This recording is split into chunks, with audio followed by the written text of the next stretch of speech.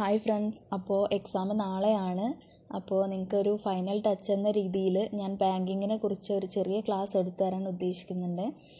അപ്പോൾ ബാങ്കിങ്ങിൽ വരുന്ന എന്തൊക്കെ കാര്യങ്ങളാണെന്ന് നമുക്കൊന്ന് നോക്കാം. എന്താണ് ബാങ്ക്? ബാങ്കിൻ്റെ പ്രധാന ധർമ്മങ്ങൾ എന്ന് പറയുന്നത് ആക്സെപ്റ്റിംഗ് മണി, അതായത് accepting deposit, lending money, agency services and other functions. അപ്പോൾ പ്രധാനമായിട്ടും 4 ധർമ്മങ്ങളാണ് ബാങ്കിനുള്ളത്. പബ്ലിക്കിൽ നിന്ന് ഡിപ്പോസിറ്റുകൾ സ്വീകരിക്കുക, അതുപോലെ തന്നെ ലോണ് കൊടുക്കുക, ഏജൻസി സർവീസസ്, അതുപോലെ തന്നെ other functions. Banking companies act നിലവിൽ വന്നത് 16/3/1949 banking companies act came in to force on 16th March 1949.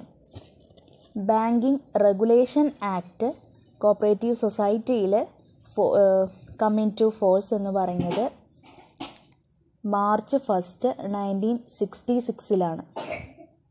1 March 1966. അപ്പോൾ ബാങ്കിങ് കമ്പനീസ് ആക്ട് നിലവിൽ വന്നത് 16/3/1949 ബാങ്കിങ് റെഗുലേഷൻ ആക്ട് നിലവിൽ വന്നത് 1/3/1966.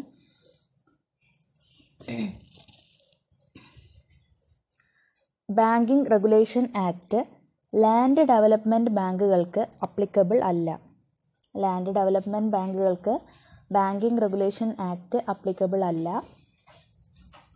നെഗോഷ്യബിൾ ഇൻസ്ട്രുമെൻറ്റ് ആക്ട് നിലവിൽ വന്നത് 1881. ബാങ്കിങ് കമ്പനീസ് ആക്ട് നിലവിൽ വന്നത് 1949. ബാങ്കിങ് റെഗുലേഷൻ ആക്ട് നിലവിൽ വന്നത് cooperative society banking regulation act നിലവിൽ വന്നത് 1966. നെഗോഷ്യബിൾ ഇൻസ്ട്രുമെൻറ്റ് ആക്ട് നിലവിൽ വന്നത് 1881. ഇനി നമുക്ക് പ്രധാനപ്പെട്ട ബാങ്കായ റിസർവ് ബാങ്ക് ഓഫ് ഇന്ത്യ, അതായത് RBIയെ കുറിച്ച് പഠിക്കാം.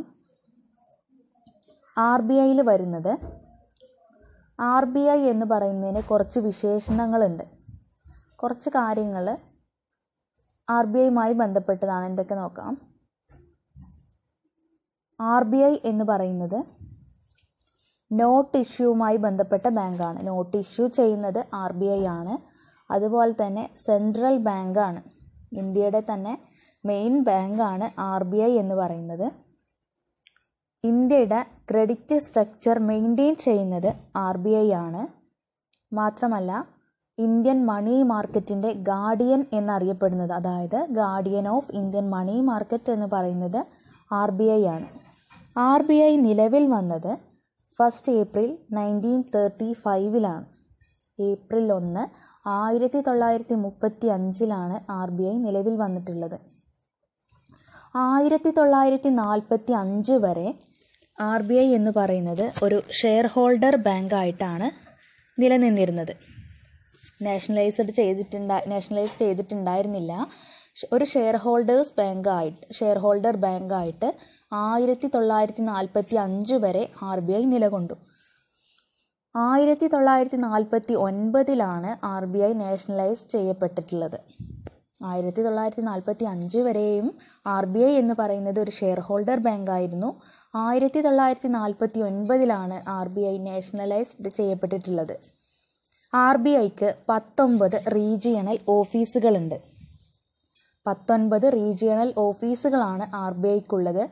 RBIയുടെ ഹെഡ് ക്വാർട്ടർ എന്ന് പറയുന്നത് മുംബൈയിലാണ് സ്ഥിതി ചെയ്യുന്നത്.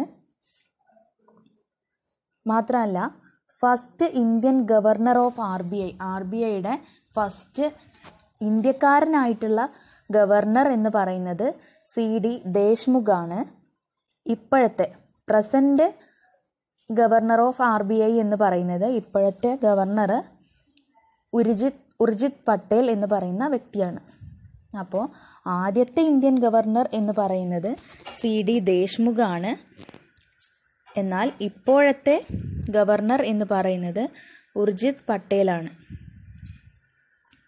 അപ്പോൾ ബാങ്കിങ്ങിനെ കുറിച്ച് ഞാൻ പറഞ്ഞ ഇത്രയും കാര്യങ്ങൾ നിങ്ങൾക്ക് വളരെ സഹായകമായിട്ടുണ്ടാവും എന്ന് വിചാരിക്കുന്നു. അപ്പോൾ ഇത് ചുരുക്കി ഒന്നുകൂടി പറയാം.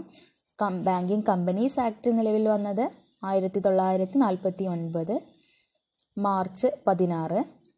ബാങ്കിങ് റെഗുലേഷൻ ആക്ട് നിലവിൽ വന്നത് മാർച്ച് 1, 1966. നെഗോഷ്യബിൾ ഇൻസ്ട്രുമെൻ്റ് ആക്ട് നിലവിൽ വന്നത് 1881. RBI നാഷണലൈസ്ഡ് ചെയ്യപ്പെട്ടത് 1949. RBI നിലവിൽ വന്നത് ഏപ്രിൽ 1, 1935. RBIക്ക് എത്ര റീജിയണൽ ഓഫീസുകളുണ്ട്?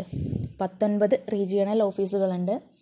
ആദ്യത്തെ ഇന്ത്യൻ ഗവർണർ എന്ന് പറയുന്നത് RBIയുടെ ആദ്യത്തെ ഇന്ത്യൻ ഗവർണർ എന്ന് പറയുന്നത് CD ദേശ്മുഖ് ആണ്. ഇപ്പോഴത്തെ RBI ഗവർണർ എന്ന് പറയുന്നത് ഉർജിത് പട്ടേലാണ്. ഇത്രയും കാര്യങ്ങളാണ്. അപ്പോൾ വളരെ നന്നായിട്ട് ശ്രദ്ധിക്കുക. നാളത്തെ എക്സാമിന് എല്ലാവർക്കും വിജയാശംസകൾ നേരാണ്. Thanks for watching. നെക്സ്റ്റ് ഞാൻ കഴിഞ്ഞ നവംബർ 11 നടന്ന ആൽഫാഗോഡ് എന്ന് പറയുന്നത് D ആണ്. D ക്വസ്റ്റ്യൻ പേപ്പറിലെ ഇംഗ്ലീഷിൻ്റെ പ്രീവിയസ് ക്വസ്റ്റ്യൻ പേപ്പറിലെ ഇംഗ്ലീഷിൻ്റെ ക്വസ്റ്റ്യൻസും അതിൻ്റെ ആൻസേഴ്സും ഇടാം. ഇനിയിപ്പോൾ മോഡൽ എക്സാമായിട്ട് നടത്താനുള്ള ടൈം ഇല്ലാത്തതുകൊണ്ട് ഞാൻ അതിൻ്റെ ക്വസ്റ്റ്യനും അതിൻ്റെ ഓപ്ഷൻസും പറയാം. ജസ്റ്റ് നിങ്ങൾ ആൻസർ പറഞ്ഞു നോക്കുക. അതിൻ്റെ ആൻസർ ഞാൻ അപ്പോൾ തന്നെ പറയുന്നതായിരിക്കും. അപ്പോൾ next video English solved question പേപ്പറാണ്, പ്രീവിയസ് ക്വസ്റ്റ്യൻ പേപ്പറാണ്. അപ്പോൾ എല്ലാവരും വീഡിയോ കാണുക, ഷെയർ ചെയ്യുക, ലൈക്ക് ചെയ്യുക, സബ്സ്ക്രൈബ് ചെയ്യുക. മാത്രമല്ല എന്തെങ്കിലും ഡൗട്ട്സ് ഉണ്ടെങ്കിലോ എന്തെങ്കിലും എൻ്റെ ചാനലിനെ കുറിച്ച് പറയാനുണ്ടെങ്കിലോ കമൻറ്റ് ബോക്സിൽ കമൻറ്റ് ചെയ്യാവുന്നതാണ്. എല്ലാവരും എൻ്റെ ചാനൽ സപ്പോർട്ട് ചെയ്യുക. മാത്രമല്ല ഇനി നെക്സ്റ്റ് നമ്മുടെ ഈ എക്സാം കഴിഞ്ഞ് കഴിഞ്ഞാൽ ഞാൻ PSCയുടെ ഓൺലൈൻ കോച്ചിങ് ഇതിൽ